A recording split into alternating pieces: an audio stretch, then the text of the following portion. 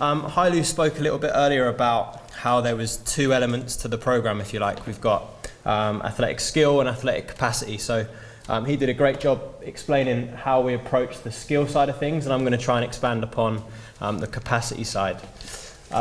So not much, we only got 8 minutes, but I'm going to give you a little rundown on our on-field training model and our philosophy, and the approach that we take to physical conditioning in football. So the majority of our conditioning will come from football-based practices. That's really important to us. And this in the context, Hailu put up our mission statement earlier, but in the context of our on-field training, this is what we're trying to do. So I've highlighted a couple of things here. So the first thing there, maximize player availability. So essentially, our job is to keep players on the football field. If they train more, they've got a better chance at improving their football skills and therefore becoming better players. But that's a challenging one. It's trying to find the sweet spot between doing too little and doing too much. I've highlighted this bit here, the demands of the game. So I want to talk, as he highlighted the point earlier about diversification and stuff. So I want to say a lot of this is in the context of 15s to 23s, especially those older age groups. But here, not only are we preparing them for the demands of their games on the weekend, we're also starting to prepare them for the demands of whether that's a transition to the first team or probably in our situation to a loan. And then this last bit here, expose the high intensity activity. So in our sport, the toughest movements, if you like, is there's a lot of sprinting, a lot of acceleration, and then also a lot of deceleration, which causes a lot of metabolic stress. So those elements are the most important bits of our program, as opposed to necessarily like distance and things like that. So our training model is broken down into 6 variations of a day. 2 are pretty self-explanatory. The game, obviously, and game preparation will be quite a short session where the coach will work on whatever they want to work on for the upcoming fixture.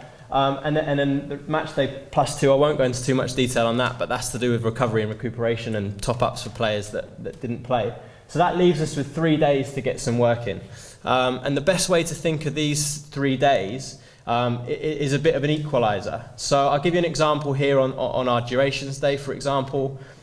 Here we're trying to really tax the aerobic system as opposed to the anaerobic system. We have larger dimensions, bigger numbers hopefully, but it's important to stress this can be done with smaller numbers as well. We're looking for some intensity of work, so that rate, that distance per minute, the rate of work. So area sizes are really important for that, like per area size per player. Hopefully players are exposed to some really explosive top speed type actions.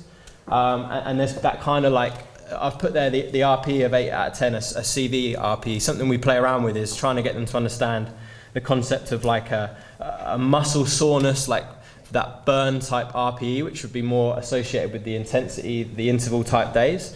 And then that like out of breath, hard cardiovascular type RPE, which would hopefully be these sorts of days.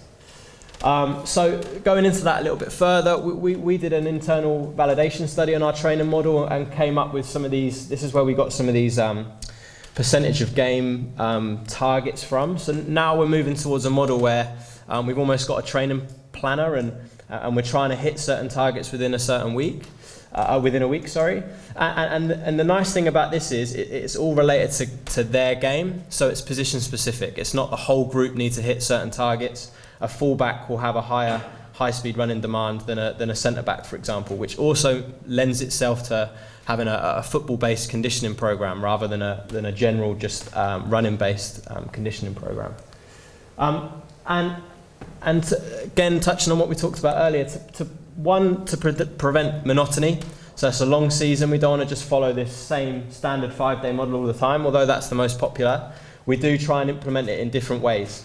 So this one here is really important, especially at the 18s and 23s level. We try and touch on this a few times throughout the season, because this is quite often what you see in the lower leagues. So they'll have a tough training day on a Tuesday, typically Wednesday off, tough training day on a Thursday, and then taper into the game on a Saturday. So we're trying to expose them to all different variations of that.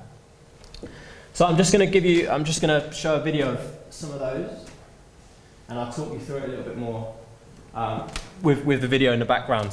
So durations day, as I talked a little bit about earlier, it's important not to think of these just as exclusive days either. We might have a hybrid of duration and interval practices within one day, but there'll just be more of an emphasis. So as you can see, this is a 9v9. The pitch size is specific for 9v9. So there's good area sizes per player. So the intensity of work's really important. The distances of which they have to press are realistic.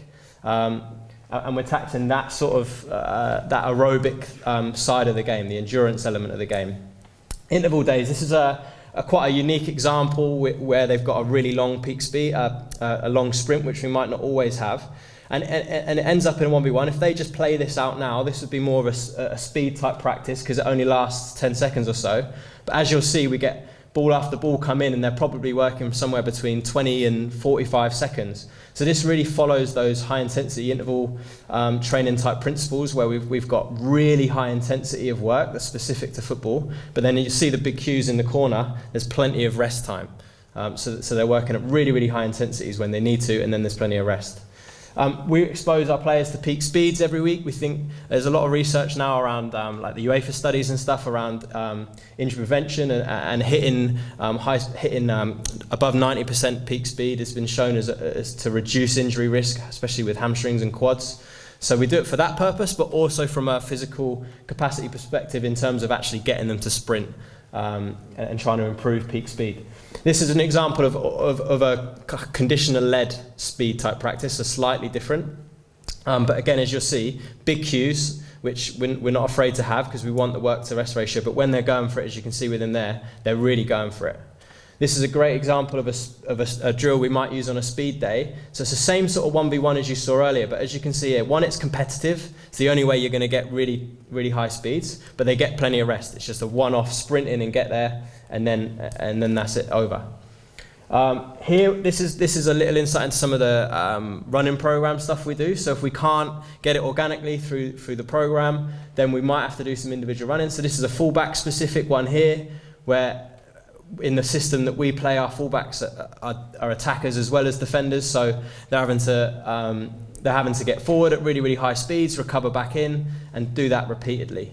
So we're applying some of the speed endurance principles of training there, where depending on the intensity of which they're working, work to rest ratios will be anywhere from 1 to 1 to 1 to 4.